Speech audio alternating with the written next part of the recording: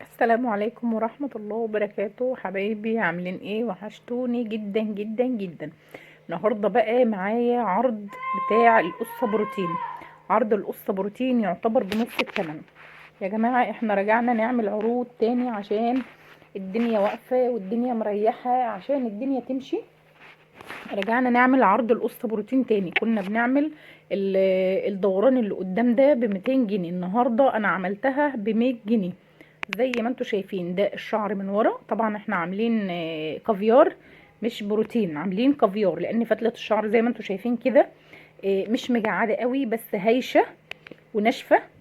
شايفين الجمال، شايفين الطراوه، شايفين اللمعان، شايفين الشعر فيه فوليوم ازاي، ولا مدهون ولا اي حاجه. يا دوبك غسلناها ونشفناها. زي ما انتوا شايفين كده عرض القصة بروتين ب100 جنيه، الاطفال والكبار وكله. شايفين الجمال بتاع الشعرايه، شايفين الشعر عامل ازاي، الشعر الفرق ما بين ده والشعر من ورا عامل ازاي. طبعا ما تقولوليش مفتح، ايوه هو بيفتح درجة او درجتين. قبل ما نتكلم ونحكي عن العرض اللي احنا عاملينه النهاردة، الفيديو ده في كذا واحدة عاملة. انا منزلاه في فيديو واحد، هتشوفوا اطفال وهتشوفوا يعني حد كبير. انا عاملاهم كلهم في فيديو واحد، هتشوفوا شعر الطفل عامل ازاي برضو اللي معانا جميل جدا وحلو جدا جدا، وهتشوفوا الجديد اللي طالع معاها عامل ازاي.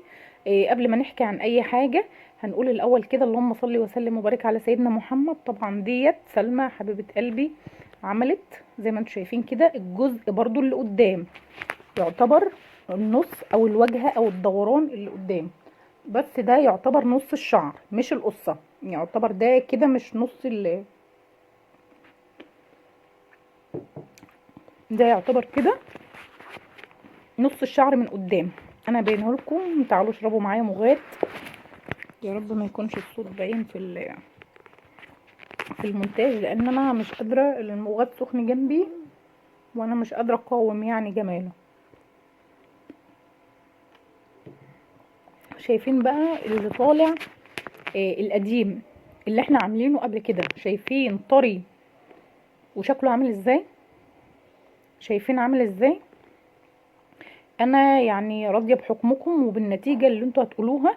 الشعره انا مش عارفه اصور اصلا، لان هي عشان طفله صغيره قاعده تجيب راسها معايا، فانا ماسكه التليفون بايد وبصور بنفس يعني بايد تانية، فمش عارفه اتحكم قوي يعني. فطبعا هو مش مغسول لسه، احنا لسه هنغسل طبعا وننشف عشان يبان لكم الطراوه اللي احنا بنحكي عنها او بنتكلم عنها. فرق بين اللي قدام وبين اللي ورا، لان اللي قدام بياخد لون معايا شويه، بس انا عايزه اوريكم ان اللي ورا فيه طراوه وفيه نعومه ومش وحش زي ما الناس بتقول ان الجديد اللي بيبقى طالع بيبقى بايظ. شايفين اصلا هو كده مغسول ولا مدهون ولا اي حاجه، وده طبيعه شعرها وعملت كذا مره.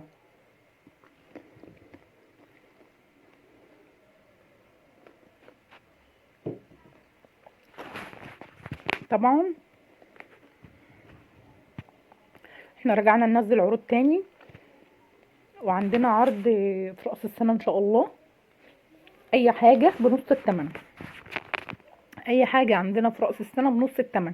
يعني لو شعر استشوار ومكوى ب100 هيبقى ب50، لو وش ب50 او ب40 هيبقى ب20. اي حاجه بنص الثمن، بديكير ومانيكير اي حاجه سعرها بالنسبه للمحل ب50 هتبقى ب25، ب100 هتبقى ب50. ده بالنسبه لرأس السنه.